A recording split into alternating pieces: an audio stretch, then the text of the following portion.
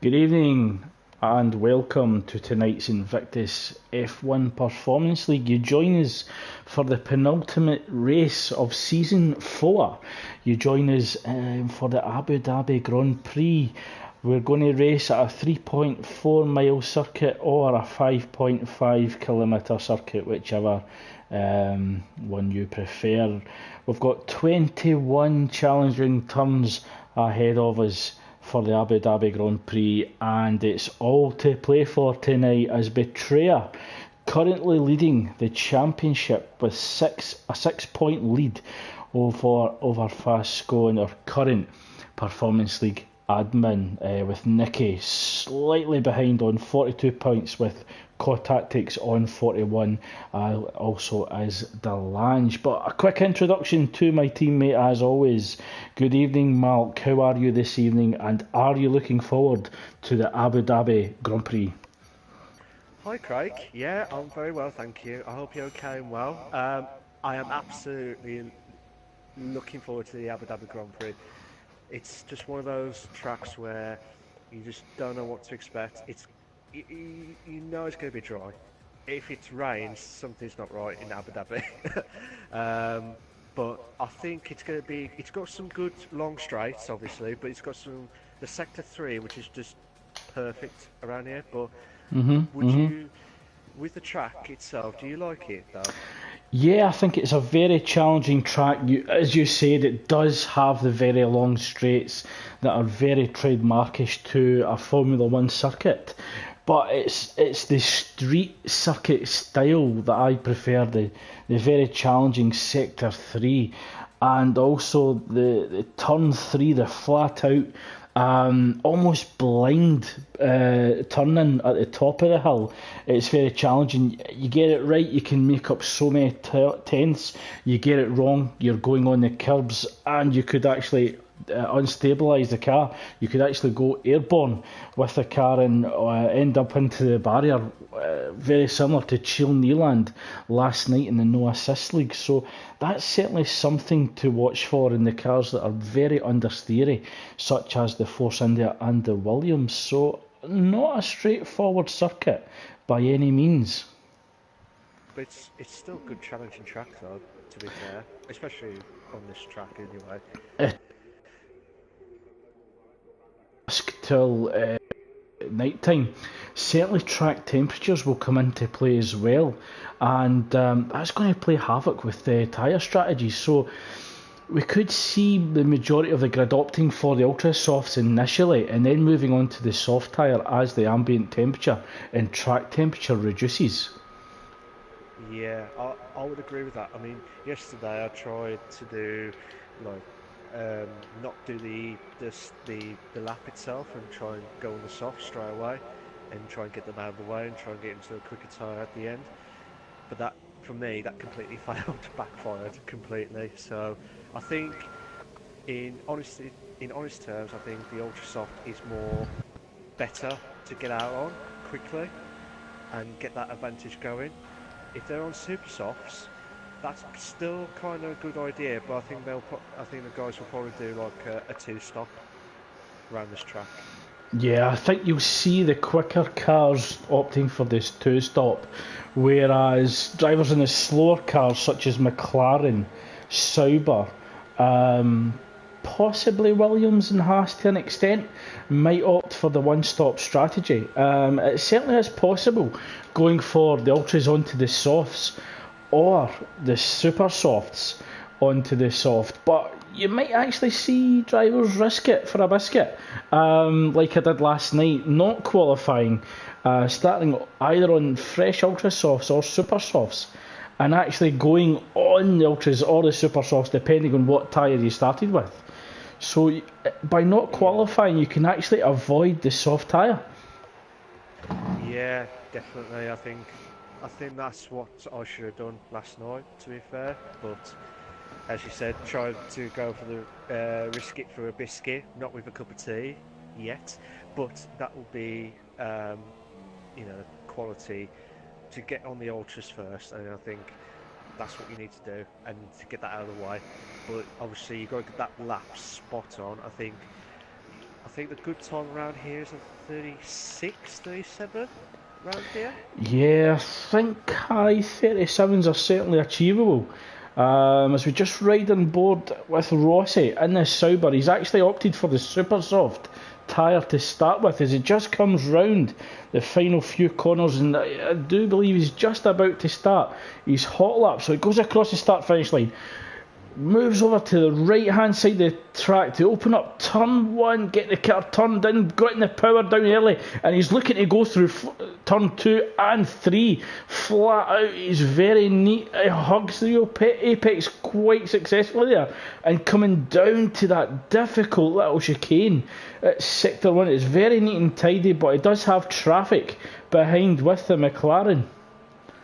Yeah, while you're watching that, Craig, I'll just watch a bit of Sab, who's just come back from, obviously, from the Australian trip as well. I know he's come back a few weeks ago, but he's on the Red Bull car going through the DRS straight now, Craig. He is on the ultra soft tyre in the Red Bull car. So hopefully that will give him wings tonight, hopefully. He's just going up to the end of the first DRS straight, coming up to a few corners now, and he's beautifully taken round here. He's going up to the second DRS straight now. Yeah, Rossi's just came to the end of the back straight DRS zone 2, and he's actually got Betrayer all over his back. Seems to be Rossi's possibly struggling a little bit. He is going with no traction control tonight and no ABS, but he could disrupt Betrayer's hot run just behind as Giuseppe sets a 1:39.2, and this will be, yeah, he moves out the way and allows Betrayer to pass. So it'll be interesting to see how much time Betrayer actually lost just being stuck behind the Sauber. But Rossi didn't actually need to move at all because he was on a hot lap as well. So very considerate there from Rossi. Yeah, I think he just did not want to cause any incidents or anything like that, but hopefully Betrayer will probably get another lap in as well. While the times are coming in, Sab did a 39.7. Nick's just moved up to third with 1:39.6. Core Tactics in the Toro Rosso. Oh, and McLugby in the Haas, a 1:39 flat, very impressive from McLugby, and he just throws the gauntlet down. He's saying, well,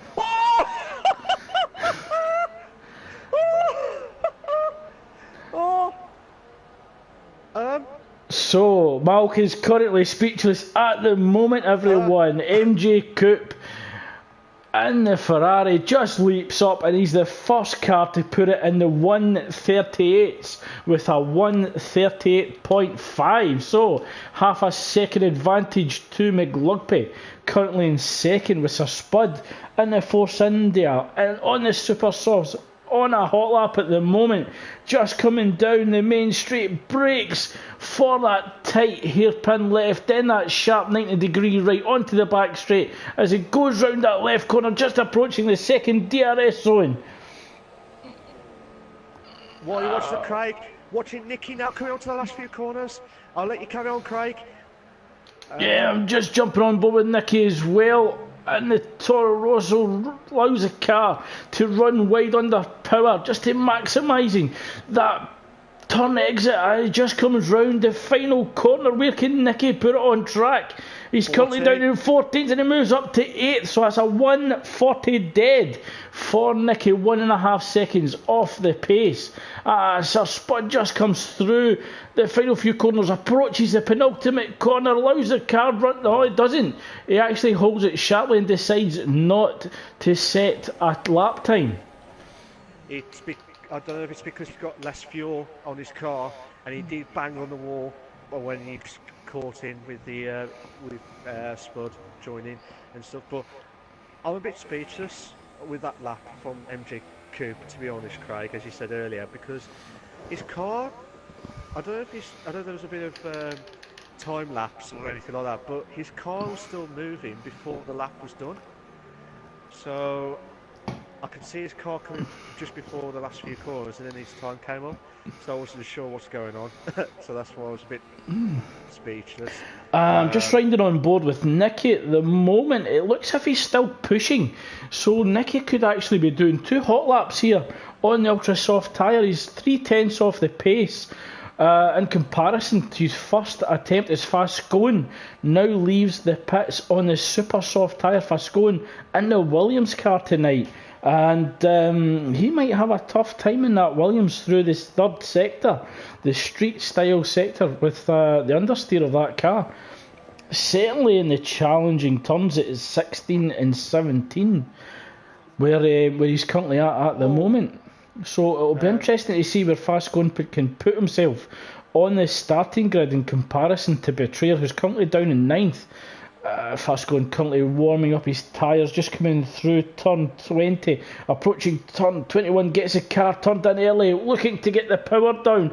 It didn't really maximise the turn exit there, allowing the car to go wide, but he's come back over the right hand side of the track, turns to the left, looks to put the power down up the hill, goes through turn 2, looking to be flat out. Does he lift through turn 3? I don't think he did. So that Williams very well set up in quality trim. Oh, it just kisses the apex at the chicane round the tight left-hander. He's missed the apex and he's really struggling for understeer, sliding the car round that tight hairpin at turn 7. Yeah, I don't know about you, Craig, but I think the Williams is good on the long straights. But with the corners coming up to the second, ending on the second sector, coming up to the third one in a bit, it's going to be difficult for Fascoen. Yeah, it does. When you try and turn that Williams in, it tends to disagree with you, and just doesn't want to play ball sometimes. So we've got 2 minutes 30 seconds left of the qualifying. Fascoen has a little bit of traffic ahead of him with a Sauber and a Toro Rosso, and he'll be hoping to get either past the traffic or not be caught up behind them. And that's a Toro Rosso running wide. It's Core Tactics, I believe that was Core Tactics in 4th. Yes. Actually runs off at turn 16 and slams into the wall. That is just bad luck from Core Tactics. We're coming up to see Fascoen coming up to the last corner now. I reckon he'll get a 41. It's a 40.9, and there's a Sauber spinning in the background. I think that was Rossi. It was Rossi, so possibly lit up the rear tyres at the exit of turn 21. I've actually done that a few times in practice, and it is very easy to light up the rear tyres, losing rear traction and just putting it into the wall. Hasn't received a DNF, and I don't think he's got any time to come round and fit a fresh set of tyres. So it looks as if Rossi, unless unseated by drivers behind, is currently in 12th. Sir Spud yet to set a time, just begins his hot lap. He is on ultra soft tyres, and he has slight traffic ahead. They'll be hoping not to be disturbed with the dirty air, certainly in the high speed corners. Yeah, definitely. I think. Do you reckon Spud will get into the? Do you reckon he'll get?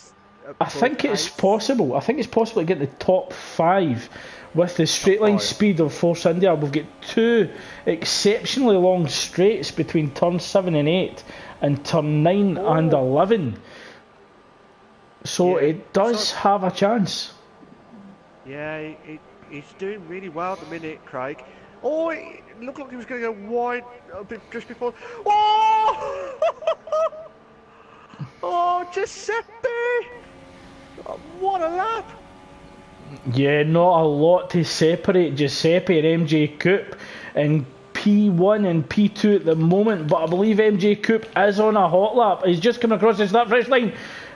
It's a 1:35. I don't think he improved his timing. I think he'd got across the line mark in time enough to have another attempt.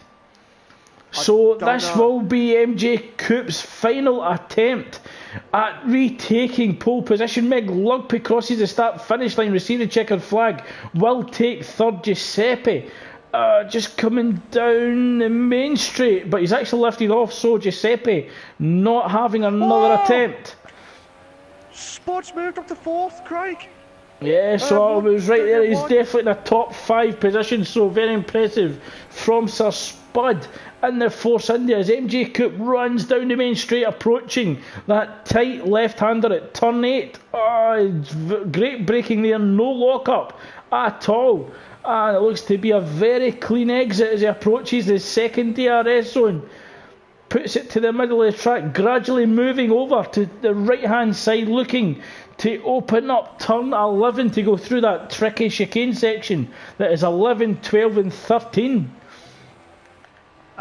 Craig, I think MJ Coop is up on his time. He has a few tenths off. Yeah, he's going to have to keep it clean. Oh, and that's very neat into turn 17. Kisses apex perfectly at 18 and 19. Looks to run the car wide. Giuseppe slightly ahead, but gets out of the way as MJ Coop approaches turn 20. Runs wide perfectly onto turn 21. This is very clean from MJ Coop. And he puts it on pole on a 1:38.1. And I get what you're saying, Mark, because we actually received that time ahead of MJ Coop visually crossing the line, so possibly a desync at the moment. Yeah, I think we need to watch out for that. Nudge Gas just retired in the pits. That's why I was a bit speechless at some of it, because obviously MJ Coop did a fantastic lap, but there is a bit of a desync on MJ Coops, and I think we noticed a little bit of a desync with Nicky as well. But hopefully that will be sorted in the race. Hopefully, so this is quite intense moments here, Craig. Yeah, we're just, if you notice that we're quiet, it's just because we're preparing for the explosive race that we're anticipating. We've had it all season, and certainly we're not expecting it to change in the second last race of the season. So as the qualifying session comes to an end, MJ Coop takes pole position for the Abu Dhabi Grand Prix, closely followed by Giuseppe. Not a lot to separate them. Delange will take third. McLugpy in the Haas, very impressive on fourth. Nicky takes fifth in the Toro Rosso. Sir Spud drops from fourth down to sixth in the Force India. Cod Tactics, after crashing, will take seventh. Nick Thompson takes eighth. Mr. Stim ninth. Saab on his return from the Australian Grand Prix is 10th. Betrayer in the McLaren on 11th, followed by championship rival Vascone with Nitrogash, Rossi and Notorious LIP, who didn't set a time. So definitely an interesting approach from Notorious LIP. Yeah, I reckon he'll go what I did yesterday. He'll probably go for softs, but I reckon he'll go super softs. I reckon. But he might go super softs or ultra softs. And then just stay on the quicker tyre strategy during the race. It's certainly possible. It certainly is. And degradation late on in the race isn't very high, so even if you pit a little bit earlier, those tyres will last to the end of the race. Yeah. I think it's just, you got to get those tyres spot on, but obviously, as you said, with the decoration and stuff, it's just got, even if you went in early, as you said, it'd be easier for the tyre management and stuff. But I'll be very interested if most people have gone for the one stop, because I know this is a fact as a two stop, because you can get your tyres quick and you can get out of the way quickly. So that's just my opinion anyway. Well, actually, there isn't too much time difference between the one stop or the two stop strategy. I think the one stop strategy is actually quickest if you go for super soft compared to ultra soft ultra soft, super soft. So the one-stop strategy is certainly kind round here in terms of time, but I don't think track position is too key either, because we've got two great overtaking opportunities with two DRS zones and exceptionally long straights. So we could see some very, very good overtaking, either on the straights or under the heavy braking zones into turn 7 and 8, but also turn 11 into the chicane that is 11, 12 and 13. So a lot of opportunities for opportunistic drivers. Yeah, I think that there is quite a few opportunities there, Craig, and I reckon we're going to have an explosive battle going on, and we both can't wait for tonight. Well, it's definitely set up perfectly for a spectacular race, and what is interesting, Mark, no one has opted for the soft tyre. It looks as if there is an issue with MJ Coupe, certainly on my screen. He's actually dropped down to 13th, I believe, with a few drivers making contact with him, so I think this is a desync at the moment with MJ Coupe. Yeah.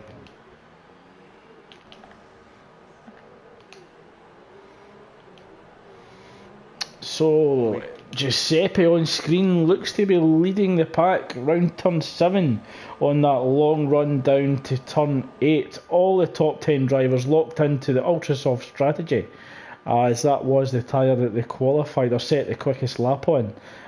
Betrayer, Fasco and Nitrogas, Rossi and Notorious out with the top 10 have all opted for the super soft strategy to start with. So they could go for the aggressive one-stop strategy, transferring over to ultra soft round about turn lap 16-17, but they could come in a little bit earlier as degradation doesn't seem to be too bad late on in the race. Yeah, I think it's going to be, you might be right there, Craig. I think lap 16 for those tyres, but correct me if I'm wrong, the ultra softs probably last about 6 to 8 laps. So the ultra softs, if they're fresh, I think you can actually get 12, possibly 13 laps out of them. If you've qualified on them with 3 laps, so an out lap, a hot lap and an in lap, I think you could probably get them to lap 12, 13.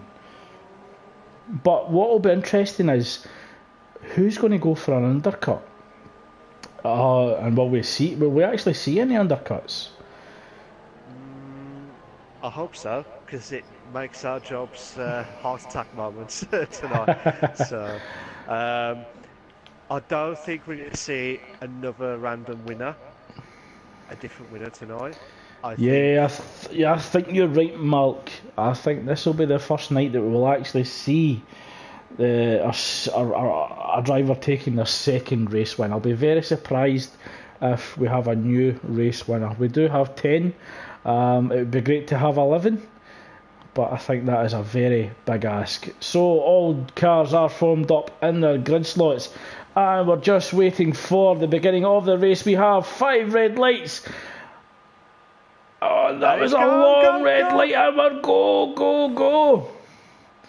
So Giuseppe moves across. It looks to take us through the opening turn, and he's in the lead. There's yellow flags in sector 1 already. So Giuseppe leads us through with Delange in second, McLugby in third on the run down to the first chicane at the end of sector 1. Oh, come on!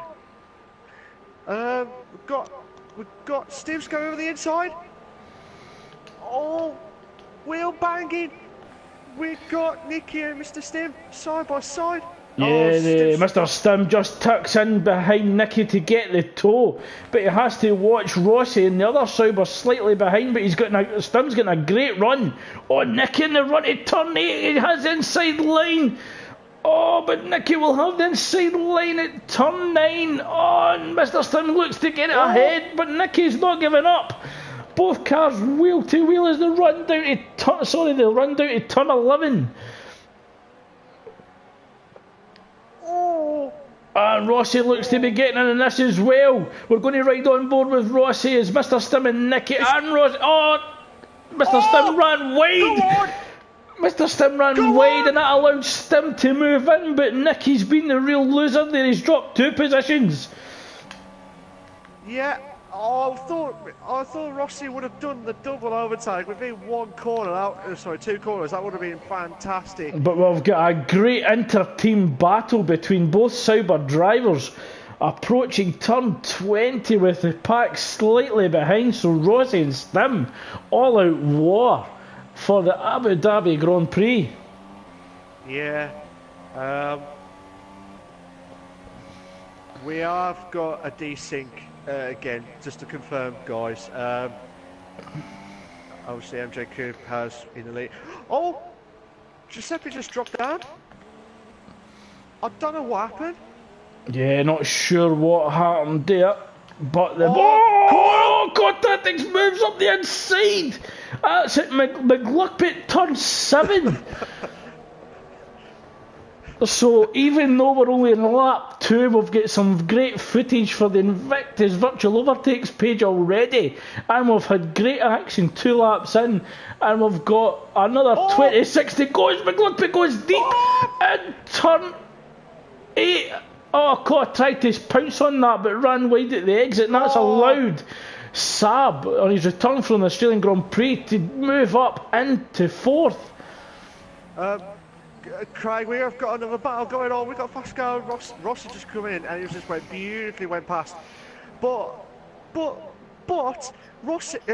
Pascal still holding on for 9th. We've got Betrayer, we've got Nick, we've got Notorious for battle for 8th. Pommy should not burp during the commentary. Oh, yeah. Betrayer! It looks as if Nicky's actually overtook Rossi at some point after the turns 11, 12 and 13. Nicky's actually beginning to close down Mr. Stim now. With Rossi really dropped him off. Rossi's actually got Fascone and Betrayer closing in on him. Oh, Fascone! Oh, that looks as if Fascone was running wide at the exit of turn 20. Giuseppe comes into the pits. That could be a damaged front wing from contact at sector 1. Yeah. Oh, God, Tactics runs wide at the exit of turn 3, goes onto the curbs on the left hand side and almost goes airborne. Oh, Nicky and Mr. Stim battling out for 5th place. Coming up to the first DRS straight. Yeah, and Rossi's just behind this battle as well. He was really struggling to get the power down at the exit of turn 7. Had a little bit of a tank slap, and that's allowed Nicky and Rossi to shoot ahead going into turn 8. Oh, Nicky goes to the outside line with DRS, but Stim looking to come back on braking. Both cars side by side, but Nicky had the inside line, but it compromised his turn entry. And that's allowed Stim to move back up to 5th, but Nicky has DRS going round the outside. Oh, who can get their nose ahead into turn 11? Oh, nobody can actually take advantage of it. Stim. Oh, Stim and Nicky still side by side. Rossi all over the back of this as well. Oh, we've got the Mr. Stim train. And you've also got Betrayer and Fascone as Nicky runs wide just before that double fast right-hander. Oh my God, Craig. 1, 2, 3, 4, 5, 6 car battle from 6th down, and it's Mr. Stim leading the way. Oh, choo choo! Come on! Oh, this is great! Oh my God, this is unbelievable! Oh. Alright, who's going to get 6th, Craig?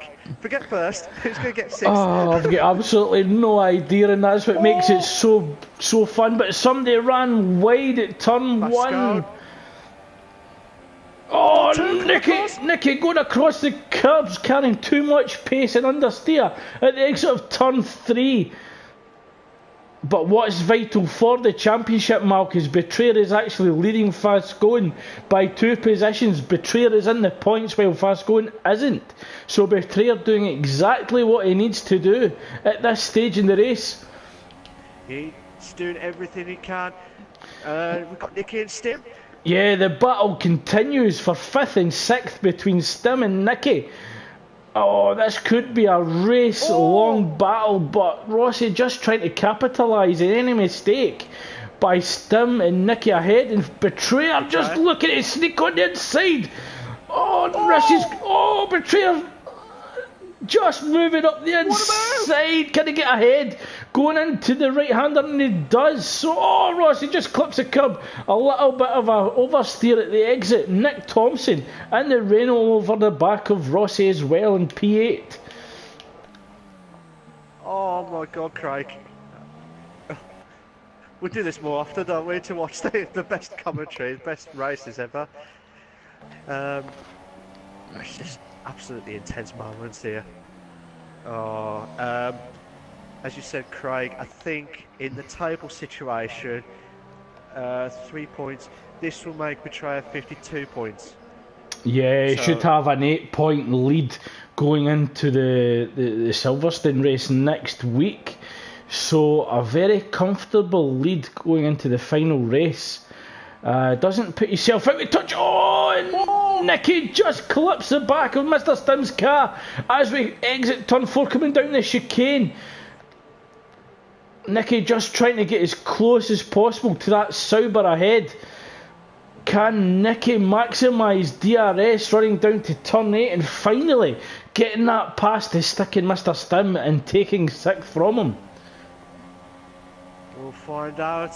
So Mr. Stim takes the inside line. He's going to defend inside, forcing Nicky to come round the outside again. Well, we see Nicky do the cutback. He does try it, but Stim has him covered off. But while they're doing the battle, Betrayers just come back, just say, well, I won this battle. I want more places, sunshine, that's it.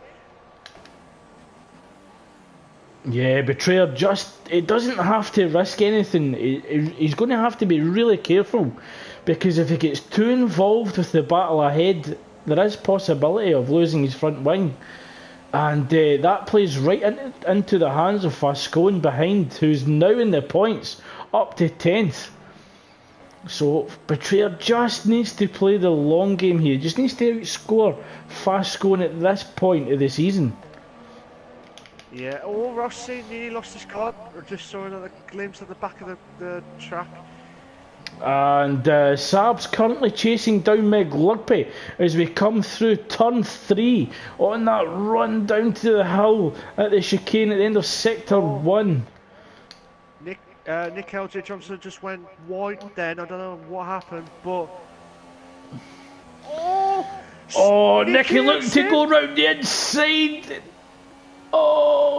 Mr. Stim just has him covered off again. So Nicky just can't find a way past that Sauber at the moment. He can't. Nick's got a 3-second time penalty for multiple warnings. But will Nicky get past him now? Well, Nicky's looking to go for the inside line now to control the corner at turn 8. So trying to force Mr. Stim to go round the outside. Mr. Stim just cuts it off. Nicky misses his breaking point, just slams it into the side of the Sauber. And Betrayer just jumps on top of that and says, thank you very much. That is a great move from Betrayer. He was waiting to say, Yeah, Nicky tried to get it done under braking, but he locked the brakes up and just went into the side of Stim. And that cost him time and, of course, position, as Betrayer just jumped up and took P6. And it's a very strong position for Betrayer. On the super soft tyres, he can go longer than Stim ahead and then switch on to the option. Nicky's on the slide at the exit of turn 13, I believe that was, turn 17. So Nicky spins it at the exit of turn 17. And I think that's possibly... I thought it was a DNF. It's not. It's just yellow flags. And turn 3. He has retired, Craig. He has retired on the track itself. But we've got Nigel Gash closing in on Nick LJ Thompson, while Betrayer's closing in on Mr. Stim. But MJ Coob is still in the lead, I believe. but we'll have to find out with the timings and stuff to see if that is correct or not. But at the minute, the Lange is doing an epic race at the minute. Yeah, and Core Tactics is trying to rein in Saab as well for P4. Core Tactics still in a chance for the championship win as well. He's just a bit more behind Betrayer than Fast Going. Betrayer tried to slide up the inside at the exit of turn 8 going into turn 9, but Stim just cut across and held him off. So Betrayer trying a little sneaky move there, and it just didn't quite come off for him. Yeah, while you're watching that, Craig, I just saw a good overtake from Giuseppe. I know he had the DRS, but he had a good overtake past Nigel Gash. So, be interested to see how these guys can capitalise. So, just watching Betrayer now, still catching up on Mr. Stim. Yeah, but again, Betrayer doesn't have to overtake Stim. He just has to wait till Stim pits, and it looks as if Stim is coming into the pits, so that allows Betrayer to move into clear air, and he will have a 15-second gap, I believe, 16-second gap to Core Tactics. So clear air for Betrayer at this point in the race. That I think it's 22, isn't it, or 25 seconds? 23, 24, I believe. Giuseppe all over the back of Nick Thompson. Nick Thompson runs wide at the exit of turn 3, and Giuseppe just powers down. Giuseppe on fresh softs in comparison to Nick Thompson's older ultras. So Giuseppe getting that move done at the exit of turn 3 and the run down the hill to the chicane at 5 and 6. Notorious has got a 3-second time penalty for multiple warnings. Core Tactics is the closest one as well to Saab. Saab's doing really well, Craig. He's in 4th place at the minute with the Red Bull car. So, got Core Tactics coming up to, I believe, I think it's 16, yeah? Coming to turn 17 where Nicky lost his car here. So just finding out if... Yeah, it'll be really interesting to see if Core Tactics will go for the undercut of Saab. If he can't get the move done, he's very aware that Betrayer, his championship competitor, is behind. As we speak, Saab does go into the pits, so Cobb won't be able to do the undercut on the Red Bull driver. But Core Tactics will be very aware that Betrayer is 17 seconds behind on the super soft tyre, so it means he will be behind Betrayer when he comes out of the pits. The question is how much behind, and can he make that time up as he transfers over to the soft tyre? It's going to be very interesting, I think. I don't know what to say, Craig, because it's just very intense moments here. But we've got Fasco, we've got Giuseppe and Saab, so there'll be the Saab train. Oh, Giuseppe! No! Oh, come on! Oh, I thought you were going for the outside then, and then cut back for the inside. That would have been a fantastic move. This is vital for Fasco. He really needs to hold on to these positions because it is vital for championship points. Yeah, I think... Will he hold on for top 7, Craig, or do you think he will be probably... I think it will be a very hard ask. He's just going to have to defend very well in the long DRS sections of the racetrack. Both cars have got Mercedes power units, of course, with us going on slightly older super softs. Looks like Giuseppe got the move done up the inside at turn 11. So Giuseppe moves up to P7, so Fascoen unable to defend on old super softs. No. We've got Saab and Betrayer battling out for 5th place, Craig. And you've got Nick Thompson closing down Sir Spud for P9 as well. The top 4 have pitted. Craig. But, oh my God, Saab's closing in on Betrayer. Coming up to the first corner.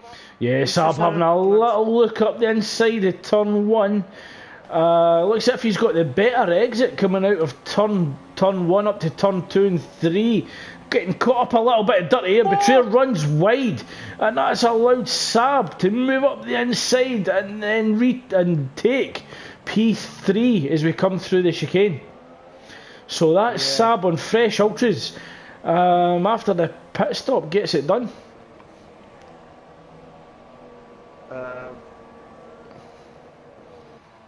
Delange is closing on MJ Cooper. I don't think that's the right time for it.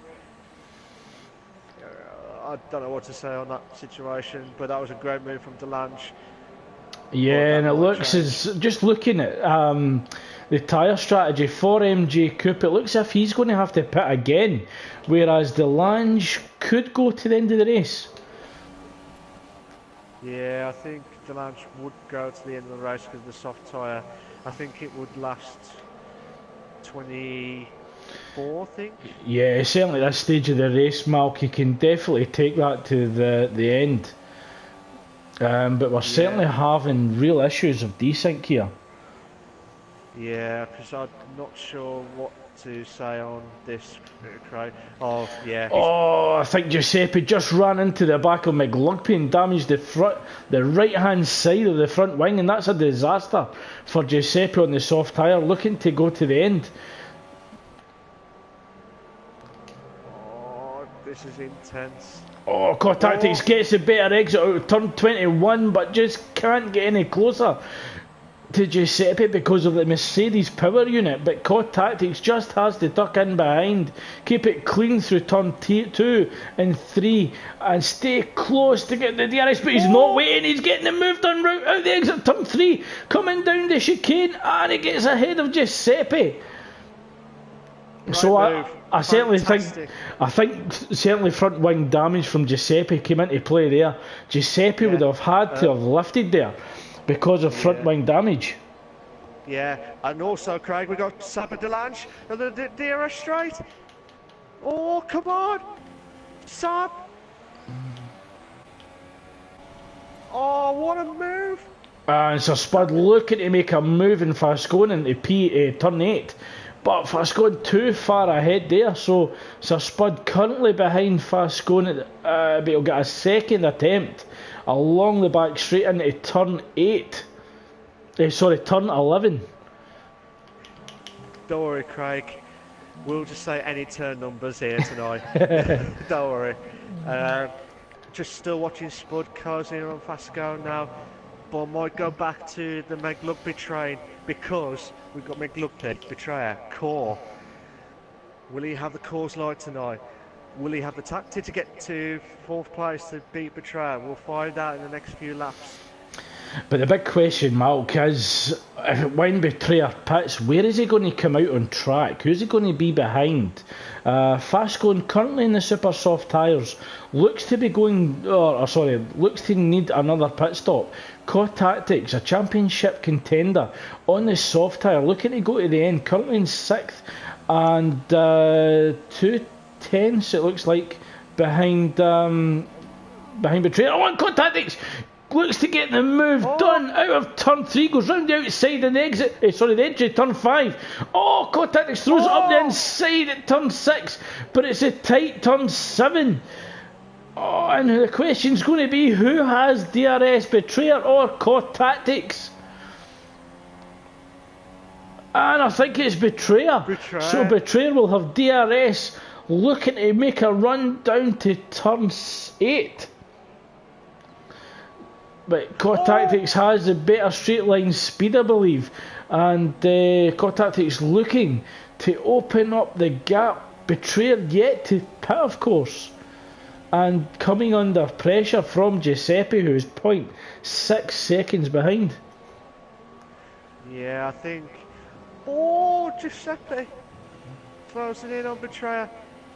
But I think it depends on how Betrayer can hold on to those super softs. Well, if Betrayer's looking to cross over to the Ultras, he's got 4 more laps on the supers.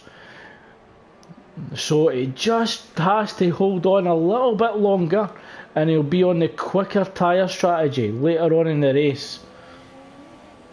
Yeah, I think with Betrayer's experience, I think he will hold on for a few more laps. I'll be very surprised if he pits now. And Giuseppe, not only is he struggling with dirty air, he's really struggling with that damaged front wing as well. Runs wide at the exit of turn 20, and he won't be able to put the power down as much going through the fast right-hander that is turn 3. Yeah, like I said, he doesn't want to drift. Is that? Oh, he's going wide there. But this is intense moments here. I think he'll be gutted because I reckon he would have had a good challenge with Betrayer, possibly Core for 4th, I think. But now he's losing a little bit of time, which now brings Spud, the other Force India car, to bring into play tonight, Craig. Yeah, and Spud being on the ultra soft tyre, and I don't think Spud's got any damage, so Sir Spud should be able to challenge the other Force India driver, that is Giuseppe, within the next lap or two. So yeah, Sir Spud will be able to close down on Giuseppe at an alarming rate. Yeah, and also you got Fascone and Nick LJ Thompson battling out for 12 and 13 respectively. Giuseppe's got another 3-second time penalty, Craig. Another 3 seconds. So that he's got 6 in total from based on what I've seen. And drivers are going to have to be aware of this.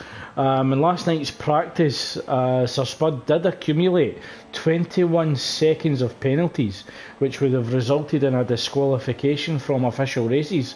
So drivers are going to have to be very aware of track limits and extensions. Just a bit. And Giuseppe's certainly accumulated 6 seconds of penalties so far. And I think Giuseppe will. I reckon he'll need to pit just to try and get that back up, because he can't catch up. I'll be very surprised if he does catch up quickly, but... Yeah, big lift from Giuseppe at turn 3 and still nearly runs wide, so he's losing out a load of time going through turn 3. And because Betrayer's tyres are starting to hit the cliff, he's certainly able to catch Betrayer, but Sir Spud is also able to catch Giuseppe ahead. This will be a good battle. Oh, we've got Pascal and Nick. Pascal and Nick. Oh, Giuseppe goes round the outside of Betrayer and the run down to turn 8. So Giuseppe gets it done under braking and DRS assistance, but Betrayer all over the gearbox of Giuseppe looks to go round the outside. I don't think he's close enough to come round, but Giuseppe has it covered off, and Sir Spud all over the back of Betrayer. Oh, Nick LJ Thompson's closing in on Vasco on the DRS straight now.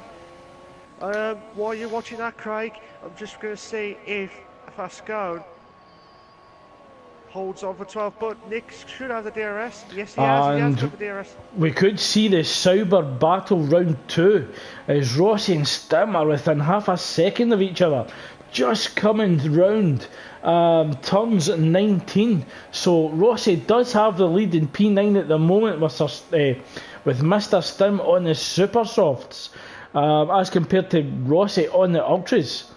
So it could be round 2. Here we go. Oh my god! The 2 Saubers closed! It looked like...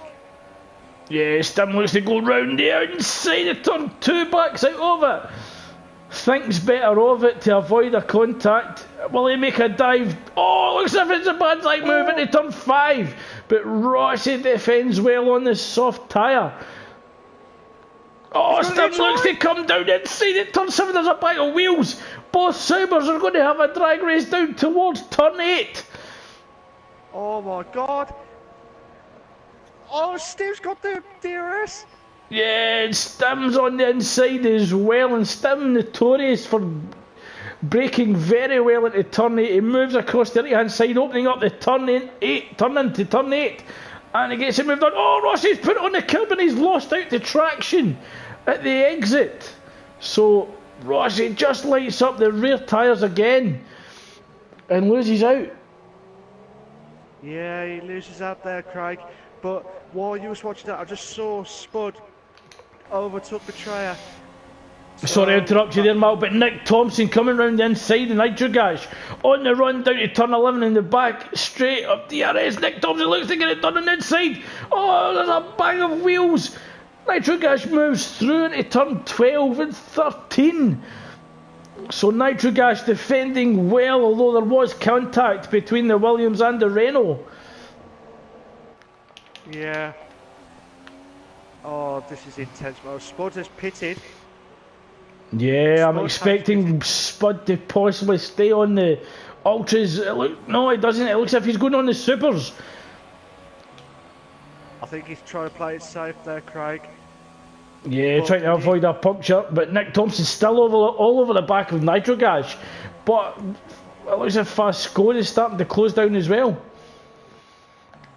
Yeah, I think he is, yeah.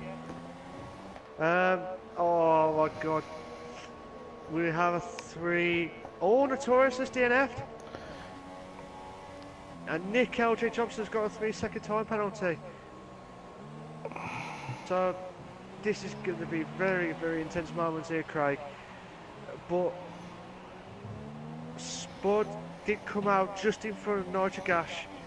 So that was complete. That was I couldn't say absolute spot on vital there. If he didn't get that, it would have been scored. Oh, Nick! Yeah, Nick tries to go round the outside at turn 8, but Nitrogash definitely getting the better straight line speed. Oh, will Nick do it? He's certainly gotten a good run, but Nitrogash goes defensive.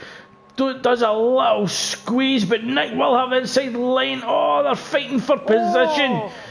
Amazing how there was no contact between Renault and Williams. Oh, Nick Thompson runs a bit wide. That allows Fast Going. Fast Going looking to come round outside. Nick Thompson just covers him off. He's saying, well, no, Sunshine, you're going to have to earn your 5 foot 12th here, mate. That's what he needs to do. But Nick LJ Johnson just does not want a Williams sandwich, but at the minute he has got a Williams sandwich. So this is going to be intense. Oh, Nick! Daniel hit Nitro then. But Betrayer's pitted.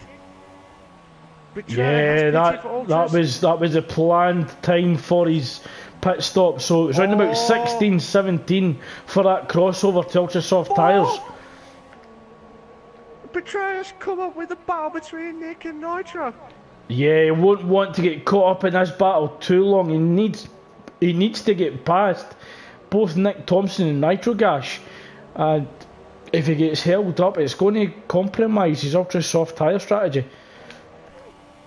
Oh, Nitro's going on the inside now. Yeah, Nitrogash, you're right there, Mark. Nitrogash covers inside. Oh, Nick Thompson gets it done under DRS conditions, but Betrayer tries to sneak up the inside. Yeah, Mark, your thoughts on this race so far, Mark? Absolutely unbelievable, Craig. Unbelievable. Oh, we need more. More Nitro. Oh my god, that really close into Nick. Then MGQ's got a 3-second time penalty for multiple warnings.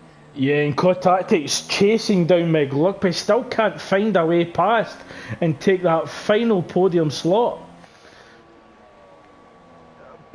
Betrayer does not need this battle going on. It might damage his tyres later in the race. It's going to compromise that strategy that he's chosen. And certainly with Fast Going right behind, he can't afford to be involved in traffic. He can't, Craig, he can't. Giuseppe and Rossi have pitted. Yeah, I thought they would have come out at the same time as Pascali and Betrayer, Betrayer and Nitrogash. But Nitrogash is pulling away slowly now. But Core, oh come on! Oh, this is they're coming up to the chicane now. Oh, he's trying everything he can, Cole. Yeah, just can't get past that Haas in second. So core tactics, he's moved up to third now that drivers ahead have made pit stops, but he just cannot find a way past that Haas. Oh, what a move from Betrayer! Oh, fair play. He was going the outside of the first. Yeah, but Nitrogas is attacking at pace. Nitrogas has a DRS. Betrayer has to go defensive. Oh, I think there was a slight contact there between Nitro and the back of Betrayer. Seemed to lose a little bit of control. So that was vital that Betrayer got past Nitrogas. Yeah, just need that as quick as possible. But I just saw Cole make Lugby just close then. But don't get me wrong, Craig. Meg Lugby has done a fantastic race. And he has improved every race that's been going on so far this season. And it doesn't surprise me he's doing well in third at the minute, Craig. Yeah, core tactics should have DRS. The question is, can he close down McLugby to make a move into turn 8? It doesn't look as if he's get close enough. But core tactics, if he can get a good exit, I don't think he did. It looked as if he just rode the curb too hard there. But he's all over the gearbox of McLugby. Will he go the inside or the outside? He goes inside. He's going to have to get it done under braking. Oh, that... Yeah, he's certainly staying conservative at this point in the race. He's trying everything to hold on there, Craig. Yeah, I wonder if we might see a little bit later on in the race core tactics being a little bit more adventurous.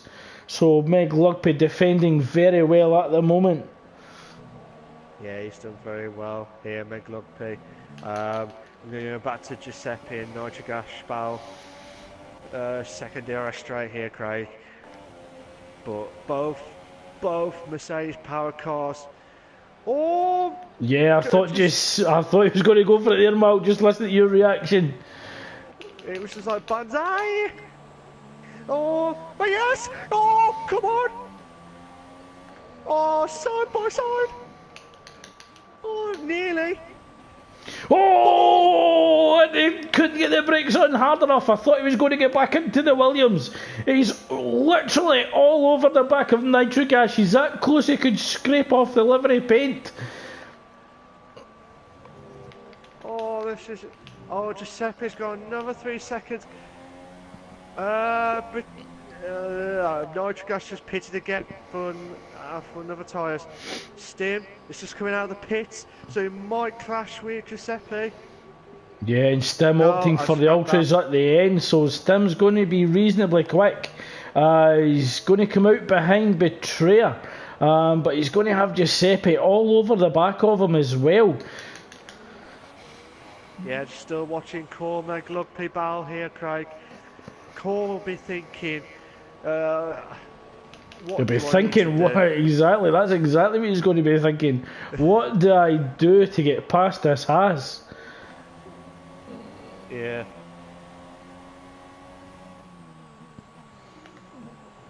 Sorry, I'm just checking on the stats here. I'm just checking. Will Cole? I reckon he'll have his course light tonight, Craig. That'll be it for the drinks.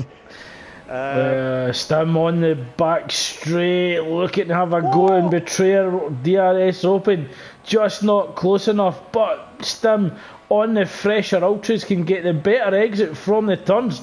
Oh, could he go on the inside of the double right-hander? Oh, they're wheel to wheel as they come through a turn. Oh, I don't even know. Oh, I'm sorry. I've never seen you in a high-pitched voice. Oh, just now. How the McLaren in this Sauber didn't make contact round that double right-hander at turns 15 and 16. Oh, it's beyond me. Amazing driving from both Betrayer and Stim. But Betrayer possibly feeling the pressure at the moment. And as we were talking about that, Core Tactics has moved up to third. So Core Tactics gets the move done. Oh, Stim goes down the inside at turn 5, gets it done under braking. But Betrayer coming under pressure from Giuseppe in the Force India. I think Betrayer's pitted in lap 16, 15? Betrayer actually be pitted alright. lap 17. Certainly they will be fresh, but Stim on very fresh ultras, certainly taking the advantage at this point in the race. Oh, it looked like Giuseppe nearly lost his car then, nearly. But Betrayer should have DRS, yes. But this may bring Giuseppe brought in. I was doing like the Arkwright moment, like pick up a penguin, pick up a penguin with a Giuseppe on that one. And I don't know what I'm saying next. I'm going mad on this, but Rossi closing in on fast goal now. Yeah, and Mr. Stim's starting to open up the gap to Betrayer. The gap, 0.8 of a second, but Giuseppe all over the back with a new front wing and super soft tyres. So Betrayer under pressure from Giuseppe at this point in the race with his main title challenger behind by 5 seconds. But Giuseppe does have a collection of penalties. Yeah, I think... Oh, this is going to be intense moments, Craig. And Mr. Stim looking to put pressure on Nick Thompson coming through turn 3. Oh, we have got 3 car wide battles here, Craig. Oh, Giuseppe! Yeah, no. Giuseppe trying to get that force in there to turn in. That's a great entry into turn 7, but Betrayer started to open up the gap as Mr. Stim is he's trying to chase down Nick Thompson in the run down to turn 8. Tries to go to the inside under braking.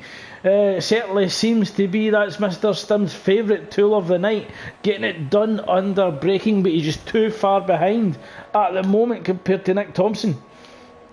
Yeah, I agree with that, Craig, but he might be closing in.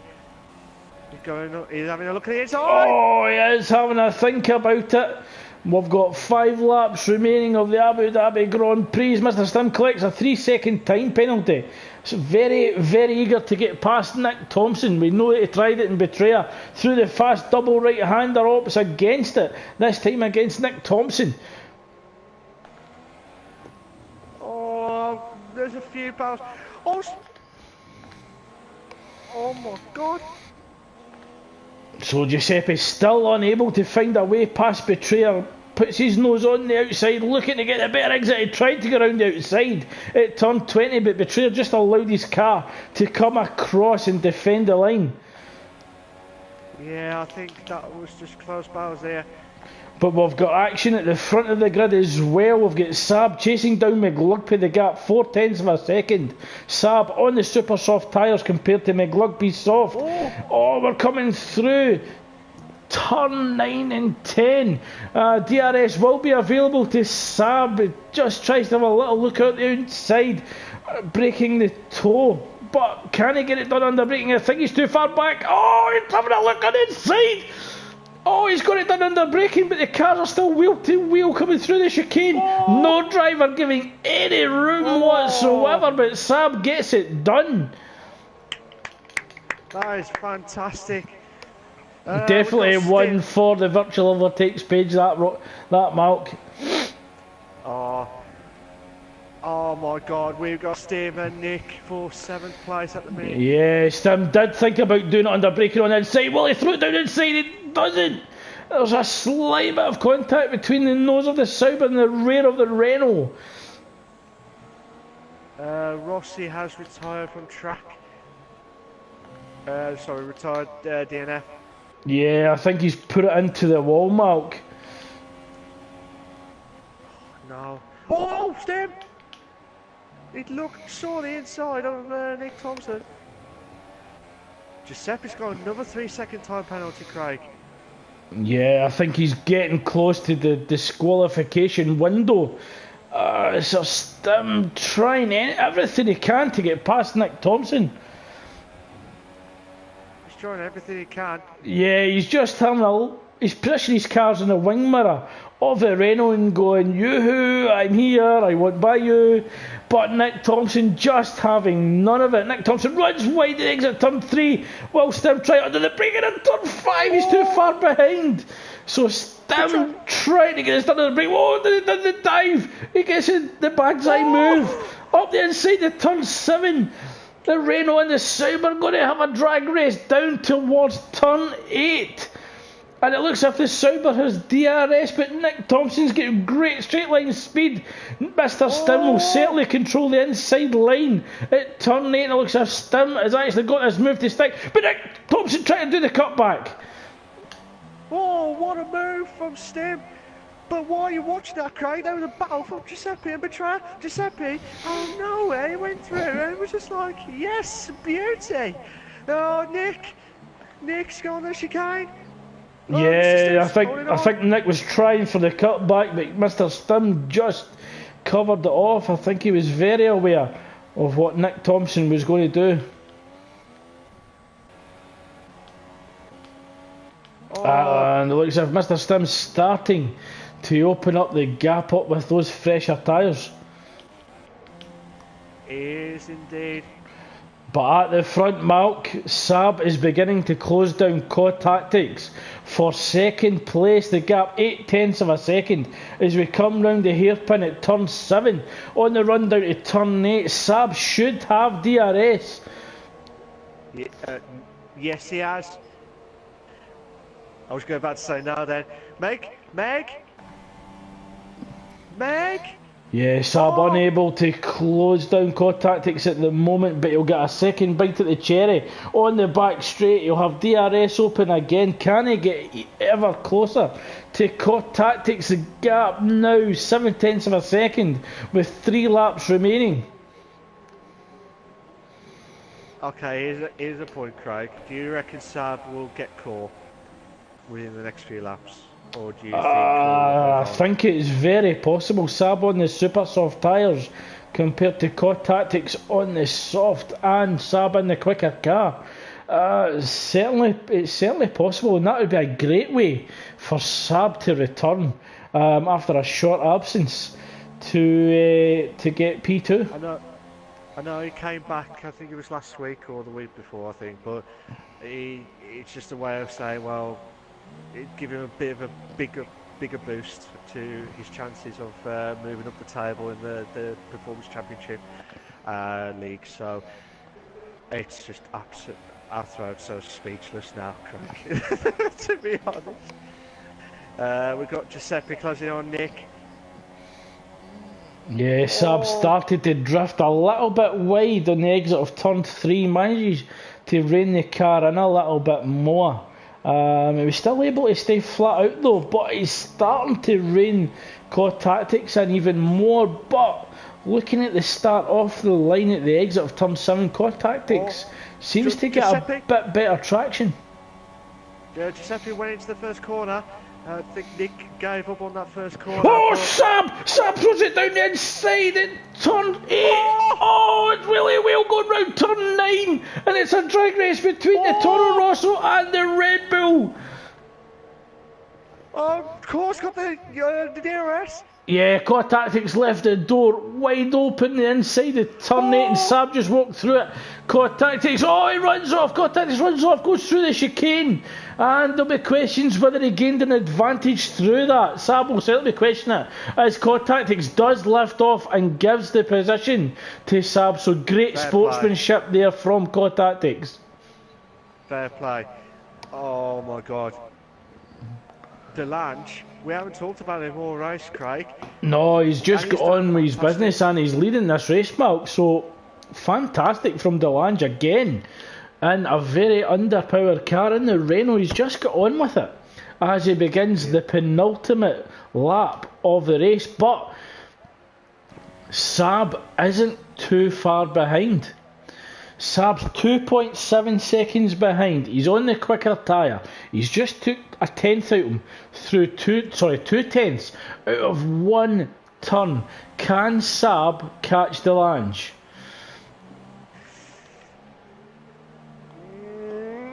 Answers answers in the stream, please? Yes. I reckon he will. But he has to do it spot on. He has to get the perfect lap. You're absolutely right there, Mark. He's going to have to drive the wheels off that Red Bull. He probably definitely had some Red Bull wings before we had the start of that one, Craig. So he's actually took half a second out of Delange on half a lap. So the gap now down to about 2.2, 2.3 seconds. Mike doesn't feel that Saab can catch Delange. So Mike thinking Delange has this in the bag. It's going to be intense moments here because he's got to get the lap in. He's got to do a proper pole. Yeah, it's going to have to be quali laps from Saab if he's got any chance of catching Delange. But it is tough because he just dropped down another 3/10. Nitrogas has got a 3-second time penalty for multiple warnings. So Saab is 1. It said it was 1.6 then. It says 2.7 now. Yeah, the gap's 1.6. He's within touching distance.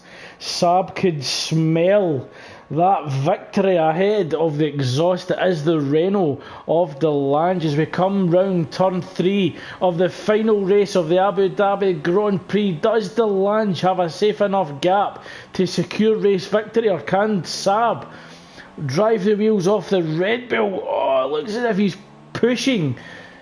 He's certainly pushing that Red Bull beyond the limitations. He is pushing like a madman here, Craig, but I think Delange has it. I think Delange has got it. It's all going to come down to who gets the better exit out of turn 9. And it's Saab. Yeah, the gap's still 1.5 seconds, and sector 3 is certainly tough to overtake. Yeah, 1.6, 1.7. I would have said probably a few more laps. I think Saab would have done it, to be fair. But yeah, but you can't take anything away from Delange. An absolutely fantastic drive as we just come round the final few corners, coming round turn 18 and 19, that double left-hander underneath the hotel. 17, 18 I believe that was, 19 the little kink, round to the right hand turn 20, on to the final turn of the race. The gap was 0.6 of a second, so Saab did do well to close down, but we do have the race winner, and it is Delange, with Saab finishing second, and I believe MJ Coupe will take third in the Ferrari, with Cotactic securing fourth. McLugby will come round and take fifth, and Sir Spud in the Force India should take sixth, with Mr Stim, another fantastic drive from him, should take seventh in the Sauber. Mr Stim did very well tonight with the Sauber car in 7th place. That was a fantastic result for him as well. Yeah, another great drive from Mr Stim. But what it looks as if after penalties, Betrayer moved from 10th up to 8th, so we will wait for the final classifications to come through from for the race results.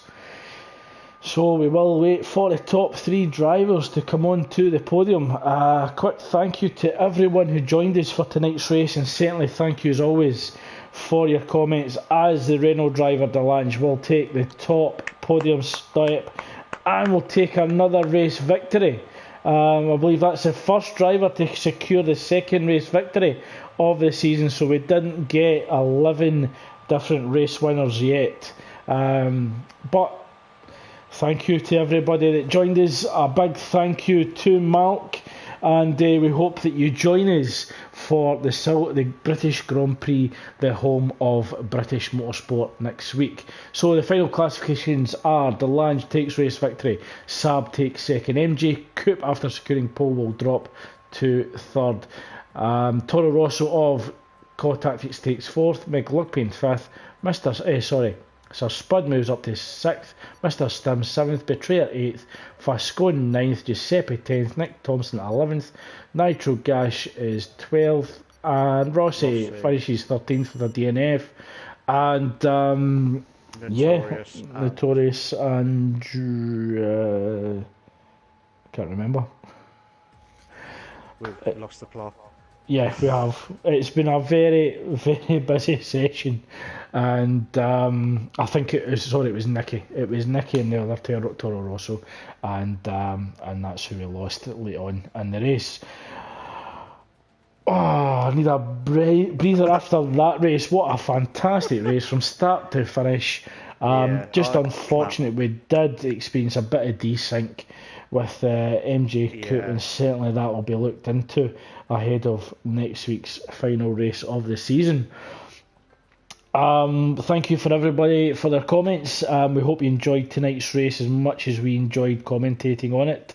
Apologies for the high pitched voice from myself and Malk and some things that were understandable, but certainly we enjoy the race as much as you do as well. So big thank you to everyone for joining us. Big thank you again to Malk.